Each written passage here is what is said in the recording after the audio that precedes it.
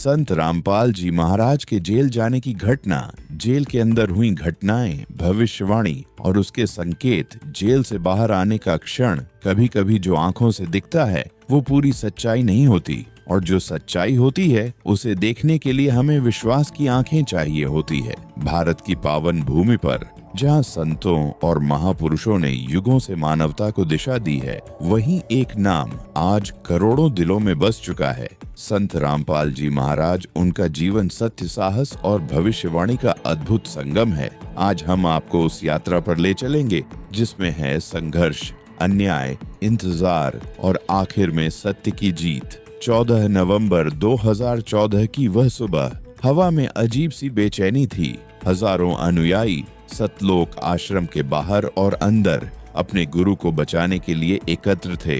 Media के कैमरे लगातार चमक रहे थे और देश के कोने कोने में हर टीवी चैनल इस एक घटना को लाइव दिखा रहा था। कानून के नाम पर कार्रवाई हो रही थी, लेकिन भक्तों के दिल में एक ही सवाल था, क्या यह सब पहले से तय था? क्या यह वही परीक्षा है जिसका जिक्र गुरुजी ने कई बार किया था? भीड़ में से एक वृद्ध महिला, जिनकी आंखों में आंसू थे, धीरे से बोली, हम जानते हैं ये सब एक दिव्य लीला है, हमारा गुरु निर्दोष है।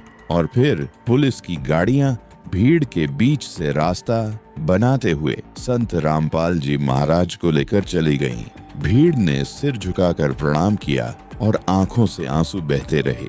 जेल की सलाखों के पीछे जेल एक ऐसी जगह जिसे लोग अंधकार, दर्द और अकेलेपन से जोड़ते हैं, लेकिन संत रामपाल जी महाराज के लिए यह स्थान एक और आश्रम की तरह बन गया, जहां उन्होंने अपने सत्संग, अपने लेखन और अपने ध्यान को जारी रखा। जेल के अंदर कई कैदी जो पहले अपराधों में लिप्त थे, उनके प्रवचनों को सुनने लगे। एक कैदी ने बाद में बताया, गुरुजी ने हमसे कहा, बेटा तुमने गलती की, लेकिन अब तुम्हारे पास मौका है अपने जीवन को बदलने का। धीरे धीरे जेल की कठोर दीवारें भी भक्ति और ज्ञान की गूंज से भरने लगीं। भविष्यवाणी के संकेत, जेल जाने से बहुत पहले संत रामपाल जी महाराज ने कई बार अपने सत्संग में कहा था, एक समय आएगा जब मुझ पर झूठे आरोप लगेंगे, मैं जेल जाऊंगा, लेकिन ये सब थोड़े समय की बात होगी। उसके बाद सत्य प्रकट होगा और दुनिया देखेगी कि जो कहा था वो होकर रहेगा। भक्त इन वचनों को याद करते और कहते, गुरुजी का हर शब्द सच होता है, ये भी होगा। जेल के अंदर भी उन्होंने पत्रों और संदेशों के माध्यम से यही कहा, ये सिर्फ एक अध्याय है, किताब का अंत नहीं।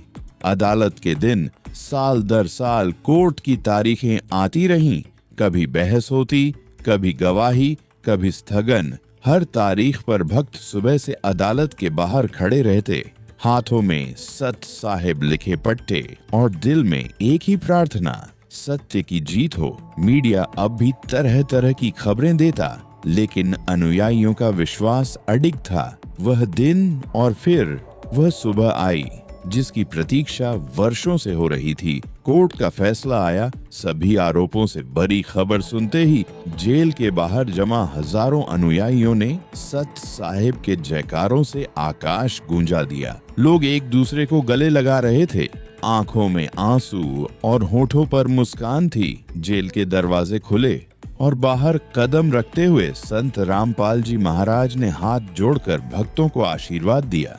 वह क्षण जैसे समय ठहर गया हो। बेटा, मैंने कहा था ना, ये सब थोड़े समय की बात है, सत्य कभी हारता नहीं।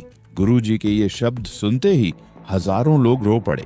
जेल से बाहर आना सिर्फ एक व्यक्ति की जीत नहीं थी, ये थी सत्य की जीत, विश्वास की जीत और उस भविष्यवाणी की जीत जिस पर लाखों दिल भरोसा कर रहे थे। आज जब लोग उस दिन को याद करते हैं तो कहते हैं, हमने अपने गुरु को सलाखों के पीछे भी देखा और सत्य की रोशनी में भी। और यही है उस भविष्यवाणी का सार। अंधकार चाहे जितना गहरा हो, सत्य का सूरज एक दिन जरूर उगता है। सत साहिब जी।